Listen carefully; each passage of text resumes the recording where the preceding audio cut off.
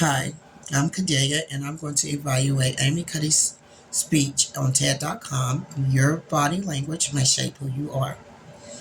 Now, in her speech, I evaluated her eye contact and her body language. Her eye contact to me was good, but it could have been better. Her eyes were down a lot, but she scanned the audience several occasions. But I'm not sure if she made eye contact with anybody. And for it to be good eye contact, according to the book, it's two people lay eyes on one another at the same time. Her body language, which is another form of nonverbal communication using for gestures. And gestures are movements of parts of the body that suggest ideas or meaning, especially in the hands or the head. Now, when she was using her body language, I felt that it was good to wear her hands.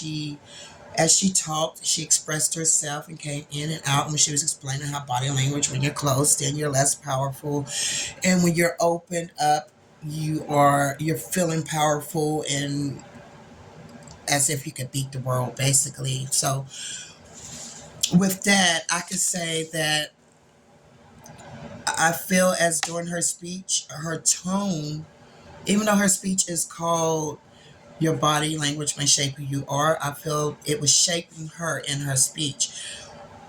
She would use the word a lot on several occasions, and when she was using it, her tone would lessen and her voice would lower, and she would stutter. And when she would talk, she would go in kind of like this or whatever, to where she was making herself small.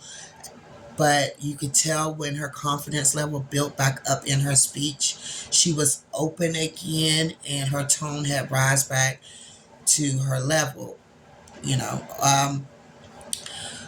in her speech, it was great with evidence. According to her speech, she had pictures and numbers, so there were good sources there.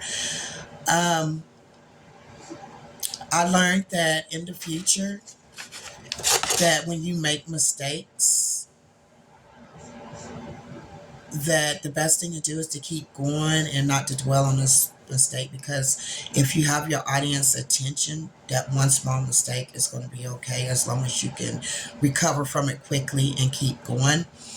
I liked how when she came out and she went straight for the audience she made a statement and suggestion, but before that she wanted to ask them a question, and the whole audience was immediately involved in this speech, and she held on to their attention because they were interested after she had opened them up. And by telling that little joke, I learned, or involving the audience and grabbing their attention immediately, I learned that it could open not only the audience, but also the speaker itself up to feel more comfortable and at ease.